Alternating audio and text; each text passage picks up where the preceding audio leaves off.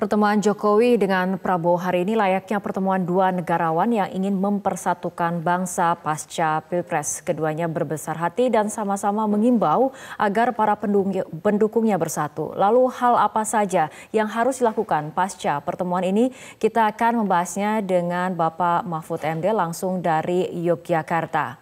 Selamat sore Prof. Mahfud. Selamat sore Fitri, Megantara. Baik, Prof. Mahfud. Oke, pertemuan antara Pak Jokowi dan juga Pak Prabowo, menurut Anda maknanya ataupun seberapa besar dampaknya untuk mendinginkan suasana dan juga merukunkan kembali bangsa? Bagus, memberi makna simbolik yang menurut saya sangat penting bagi bangsa ini, yaitu makna bahwa bangsa ini jangan sampai tersandera untuk terus berpecah dan terus bermusuhan hanya karena pemilu. Pemilu sudah selesai, rekonsiliasi menjadi keniscayaan. Tidak ada jalan lain untuk menghindar dari hasil pemilu itu. Karena hasil pemilu sekarang ini secara legal, secara legalitas atau yuridis konstitusionalnya tidak ada upaya hukum lagi yang bisa ditempuh untuk membatalkannya atau mengurangi nilainya. Sekarang kalau legalitasnya tadi sudah, maka legitimasi politiknya sekarang menjadi lebih kuat. Karena Pak Prabowo yang mempunyai kekuatan 44,5% dan Pak Jokowi yang mempunyai kekuatan 55,50%, itu sudah bersepakat melakukan rekonsiliasi. Tetapi harus diingat rekonsiliasi itu adalah konsep politik, bukan konsep hukum tata negara. Nah, oleh sebab itu rekonsiliasi itu kalau mau dimasukkan ke konteks hukum harus diartikan semua pihak kembali ke posisi masing-masing untuk melaksanakan tugas-tugas yang disebutkan atau digariskan di dalam Undang-Undang Dasar 1900. Rekonsiliasi itu karena tidak ada keharusan seperti apa follow up-nya, maka alternatifnya memang bisa apa yang disebut koalisi, bisa juga oposisi. Itu sama benarnya, tergantung kebutuhan politiknya dan pertimbangan kedua tokoh besar itu. Jadi kalau mau berkoalisi juga boleh, tetapi itu tidak wajib. Kalau mau beroposisi atau menjadi pengontrol di parlemen, itu juga boleh. Sama mulianya. Bahkan kalau saya baca aspirasi masyarakat yang tumbuh atau berkembang di media sosial, itu memang lebih menghendaki agar ada yang melakukan tugas kontrol di parlemen yang dipimpin oleh Pak Prabowo dan koalisinya, lalu ada yang melakukan tugas memerintah di eksekutif yang dipimpin oleh Pak Jokowi. Begitu, Fitri. Baik, Prof. Mahfud tadi dikatakan legalitas untuk Pilpres sudah ada, legitimasi dari politik juga sudah dilakukan, terutama pasca pertemuan antara Jokowi dan juga Prabowo untuk hari ini. Dan Prof. Mahfud dan juga pemirsa, kita akan kembali menyimak pernyataan Prabowo Subianto pada saat pertemuan tadi siang. Jadi, saudara-saudara, saya sangat setuju. Sudahlah, nggak ada cebong-cebong, nggak ada kampret-kampret.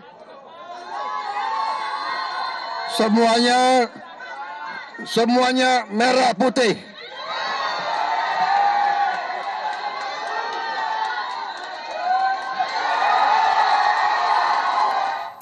Ya, semuanya merah putih, tidak ada lagi cebong dan kampret. Prof. Mahfud, artinya polarisasi sudah tidak ada lagi, sudah bisa kemudian ditutup, dikubur karena dari kedua tokoh juga sudah mengimbau agar tidak ada lagi istilah cebong dan juga kampret. Seperti itu, Prof. Mahfud.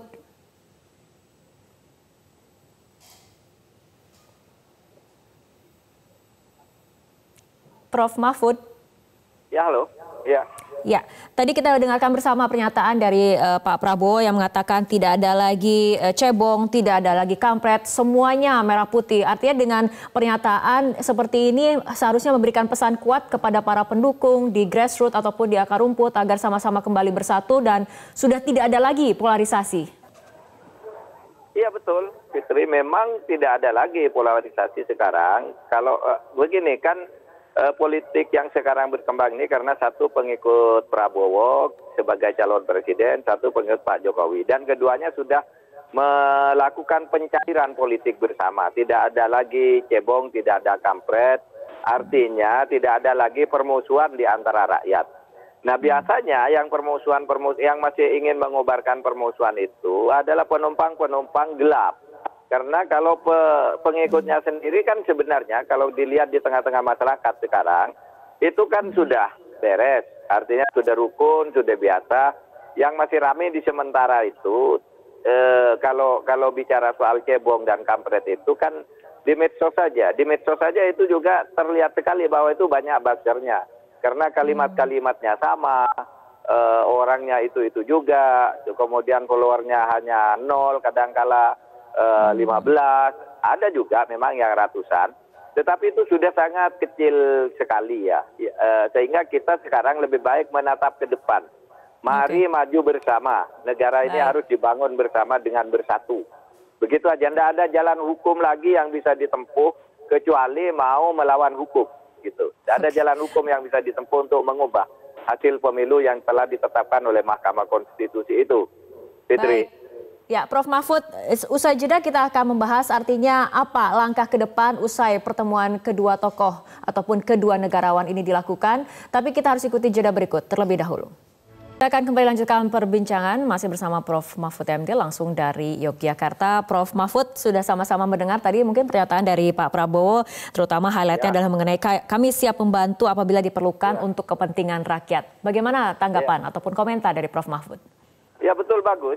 Jadi ini melihat tugas negara itu dalam konsep besar. Bahwa negara itu punya tujuan, yaitu membangun kesejahteraan rakyat, menegangkan kedaulatan negara, kemuliaan bangsa dan sebagainya.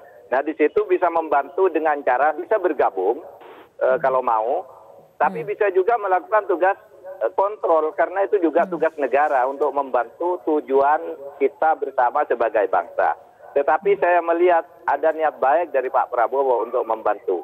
Nah posisi apa nanti untuk membantu itu nanti biar dibicarakan lebih lanjut. Apakah dalam proses pembentukan kabinet ataukah nanti akan berbagi tugas karena misalnya di DPR itu perlu sekali pengontrol ya, agar pemerintah itu juga bisa mempunyai penyeimbang. Tadi sudah disebut oleh Pak Prabowo bisa di dalam demokrasi itu harus ada balance, harus ada kontrol dan sebagainya. Itu bisa, tetapi yang penting kita bangsa Indonesia gembira hari ini bahwa kedua tokoh yang menjadi puncak atau simpul dari pembelahan itu sudah mencair sehingga ke bawahnya pun seumpama tidak cair tinggal sedikit-sedikit aja. Mereka yang tinggal yang keras kepala aja. Yang satunya yang barisan yang selama ini dianggap pecah terbelah, saya kira sudah harus mencair juga membangun bangsa dan negara ini.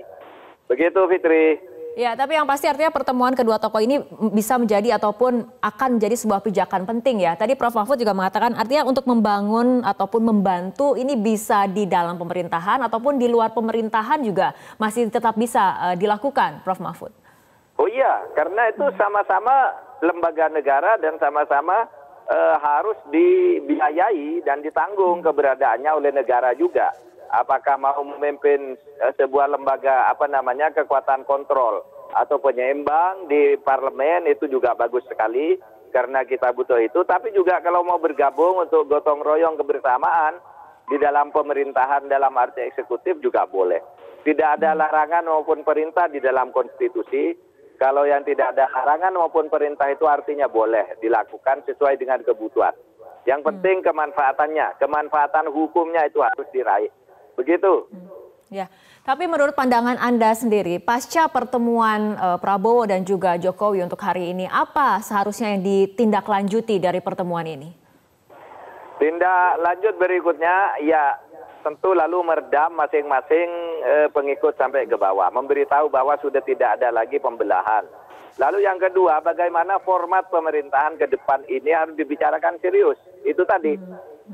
Bagaimana berbagi peran, apakah peran itu dibagi di dalam satu rumah atau di rumah yang berbeda tapi tujuannya sama, kan gitu. Itu tadi, apakah mau koalisi ataukah mau menjadi penyeimbang di luar.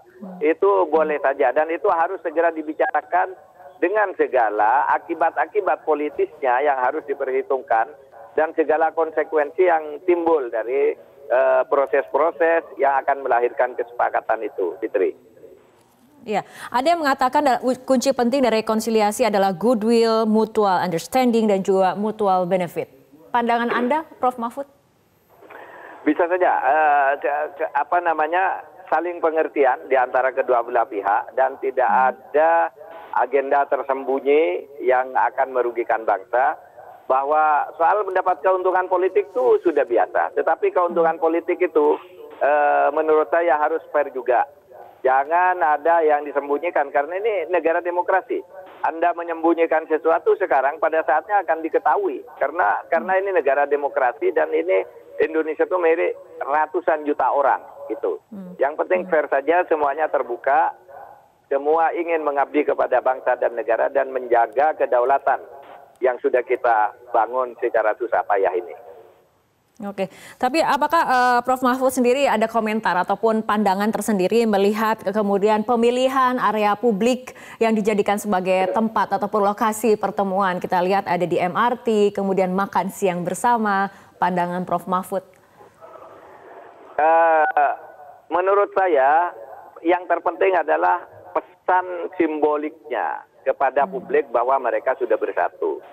Soal tempat itu bisa diartikan macam-macam ya. Bisa diartikan itu bahwa bahwa ini pesan di tengah-tengah masyarakat, bukan di istana. Bisa juga diartikan bahwa kemudian naik kereta api menuju satu tujuan yang sama, itu bisa macam-macam. Tetapi memang Pak Jokowi itu sering mempunyai cara-cara yang sangat unik ya untuk melakukan sesuatu. Misalnya dulu mengumumkan kemenangan, misalnya di satu tempat di Ancol, di atas kapal misalnya.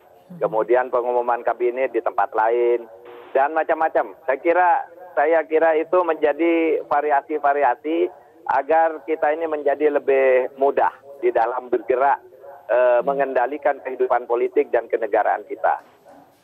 Fitri. Baik. Oke, tapi pesannya yang paling penting adalah bahwa kedua tokoh ini sudah bersatu, sudah berekonsiliasi, hingga kemudian para pendukungnya juga diharapkan mengikuti langkah jejak daripada kedua tokoh ini. Seperti itu ya Prof ya? Nah itu yang terpenting. Kalau nanti akan ada rekrutmen ke pemerintahan, itu harus selektif betul.